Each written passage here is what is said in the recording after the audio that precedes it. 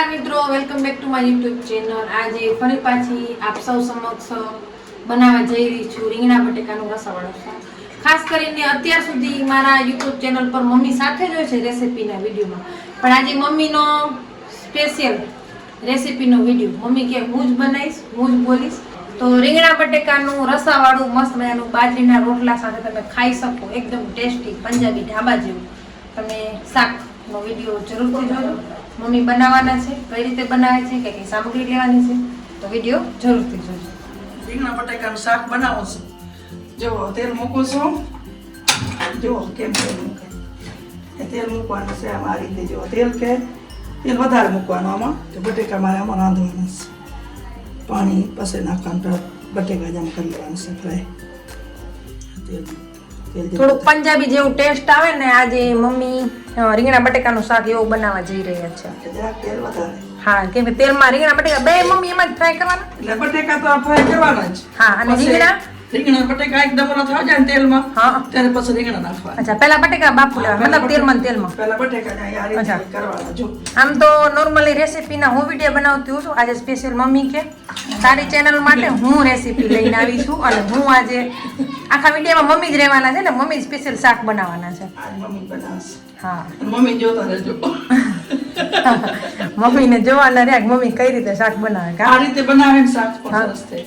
હા, આ રીંગણા બટેકા તમારા ઘરમાં ના ખવાતા હોય, છોકરાઓ ના ખાતા હોય, પણ આ રીતનો ટેસ્ટ કરો તો બધા ખાય। હા, ટેસ્ટ કઈક અલગ જ આવે। જો આ શાક જ અલગ થાવ છે।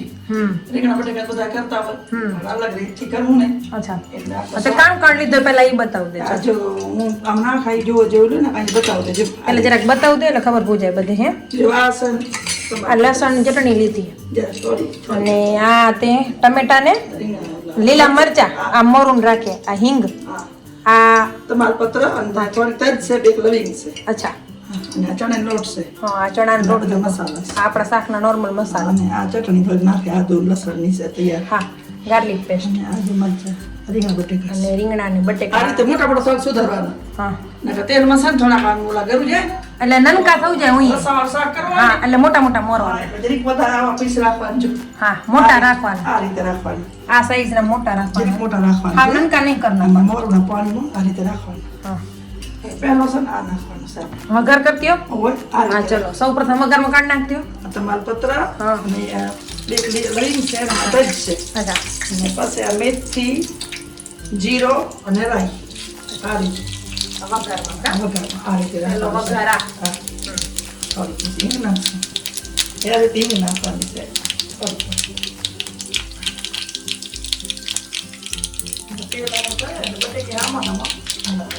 ડાયરેક્ટ આ બે વસ્તુ વઘાર કરું ને બટેકા નાખી દેવાના। એટલે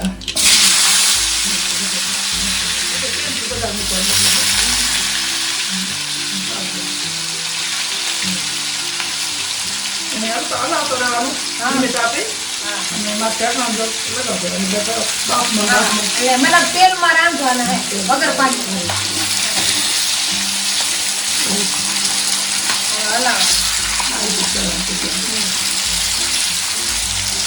બટેકા ખાસ ઈ ધ્યાન રાખવાનું આ શાકમાં કે ટુકડા મોટા રાખવાના।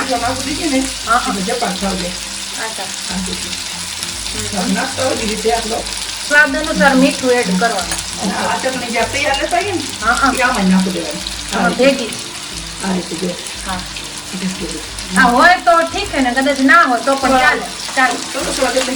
હા, લસણ ચટણી આપણે નાખવું, હા, અને ઢાંકવું દેવાનું, 5 મિનિટ, અને ગેસ ધીમો રાખવાનો। 5 મિનિટ જો ને બટેકા એકદમ સોફ્ટ થઈ જાય। અચ્છા, 5 જ મિનિટ રાખવાના, અને તેલમાં જ રાંધવાના। અને રીંગણી વાર લાગે, અચ્છા, રીંગણા તો અહીંયા પોચાને કરેલા હોય એટલે પછી આ હું આ બતાવે આ લોટ કરીને હા, કઈ રીતે નાખવાનો, અચ્છા, ચણાનો લોટ કેવી રીતે આમાં નાખતી હોય એ વિડીયો બતાવે, હા, એ રીતે કરવાનું શાક। હા, મજા આવે, બટેકા આવે તેલમાં આ રીતે થઈ જાય। જુઓ તમે તેલમાં થોડાક મતલબ કાચા પાકા રંધા ઉગા, ના કાચા પાકા આ રીતે બટેકો ભગાઈ દેજો, અચ્છા, ભંગાતા અહીં ભગાવી જાય બટેકો, તેલમાં થાય ને મીઠું ના કરજો, આમાં ખાસ વધારે મૂકવાની રાંધ્યા ઉગા, તેલ જરી બધા મૂકવાનું। પછી આ રીતે આવડી જાય કરું, તેલ આવે ને આ ચણાનો લોટ નાખવાનો। અચ્છા, સાઈડમાં જે વઘારો એમાં કોરો આવે તો ચણાનો લોટ નાખવાનો, એટલે ચણાનો લોટ પાકો થઈ જાય તેલમાં આ થયો છે। આ તમારે વધારે નાખો, વધારે નાખો, ઓછો નાખતા અહીં. અચ્છા રસાવાળા કિલો તે 1 વાટકી લીધો તો ને? મેં 2 ચમચી લીધે. અચ્છા 2 ચમચી. હા 2 ચમચી મેં લીધે. આ રીતે જો પાકો ખાવો છે તે તમે આદો પાકો ખાવો મતલબ જે સાઈડમાં વઘાર હોય એમાં આ ચણાનો લોટ નાખી દો. એટલે પાકો ખાવો. અચ્છા કોરે પલાળ્યા વગર. અને હા અને રસો ગાળો તે અચ્છા આના ચણાનો લોટ. આ રીતે જુઓ તમે. આ રીતે હવે છે ને આપણે આ સુધાર્યા છે ટમેટા અને મરચા એ આ રીતે નાખી દે. આ મોટા મોટા આ સુધાર. મોટો મોટો સુધાર ચીરો બધા મોટા કરવા હા એનું શાક ના આવે. અચ્છા આ રીતે હમણાં કરવામાં આવે. અને ઘાટા રસા માટે આપણે ચણાનો લોટ ચણાનો લોટ નાખ્યો છે આ રીતે. આ બધું આ થાવ મિક્સ હવે એટલે હવે નાખવાની આ લસણની ચટણી આપી દીધી છે ને થોડી હા આ નાખી દેવાની. આ રીતે આ તેલમાં સસલી આ રીતે. અને આનો પાકો વઘાર. આ પાકો આ રીતે લસણ ખાતા હોય તો નાખવાની.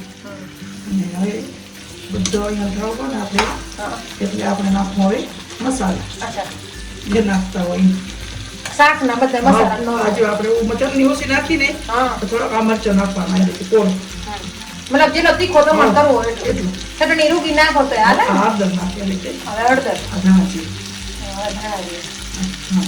મતલબ જે શાકના મસાલા છે રેગ્યુલર મસાલા. ને આ કિચનનો મસાલો આવે ને કિચન કિંગ મસાલા ગરમ મસાલા. ગરમ મસાલા અને હવે આને એકદમ હલાવ આ રીતે કરી લેવાનું જો મિક્સ કરવાનું.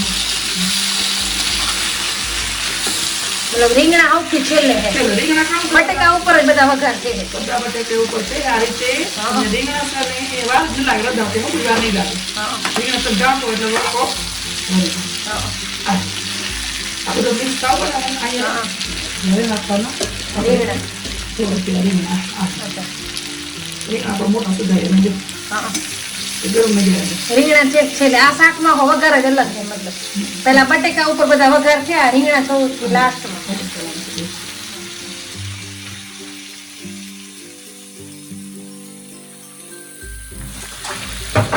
આને મિક્સ કરી દેવાનું અહીં મિક્સ કરી દેવાનું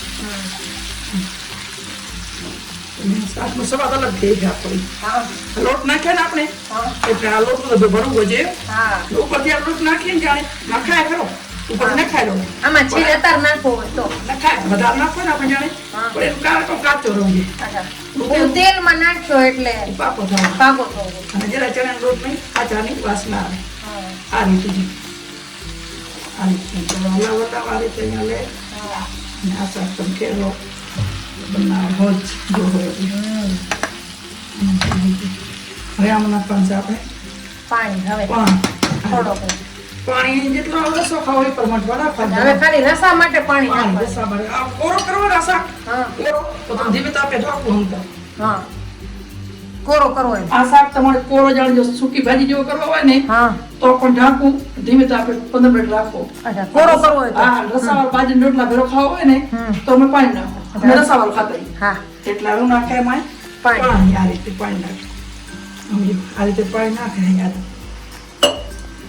આ પાણી અહીં નાખો ને આપણે આખો હા એટલે એકદમ રસો માં લોટ ચણીનો છે ને હા. એટલે ઘાટો થઈ જોયું હા મિક્સ આ કરી રીતે અને હવે પાછો ઢાંકવાનો ને એટલે હા રતે કોરો કરો બધા એ રીતે કરવાનું ને રસાવાળો બધા આ રીતે કરવાનું ખાલી હા. આ પાણીનો ફરક છે જો તમે રસો કરવા માંગતા હોય તો. આમાં લીંબુ ને ખાંડ પણ નાખે હું છેલ્લે છે ને અચ્છા.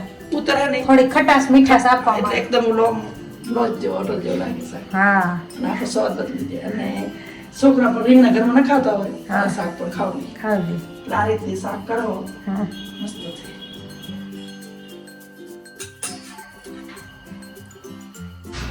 આ લીંબુ ને ખાંડ શાકમાં હું નાખતી આ તમે ન ફાવે તો ન નાખવું હલો અચ્છા. અમે હવા દાવ તમે નાખતા હા. અમારી આદત છે એટલે ખટાશ ને મીઠાશ. અને ન નાખવું એમ પણ તો હાલે તો હા. શાક મસ્ત જ થઈ જાય હા. અમે જરા ખાંડ ને લીંબુ નાખતા હોય, નાખે હાલો જો આ એક રીતે. લીંબુ આટલો લીંબુ એક લીંબુ નાખ્યો અને હવે આટલી ખાંડ પણ જો સ્વાદ અનુસાર મીઠો ને ખાટો. ખોટો મીઠો શાક થઈ હમ. આ રીતે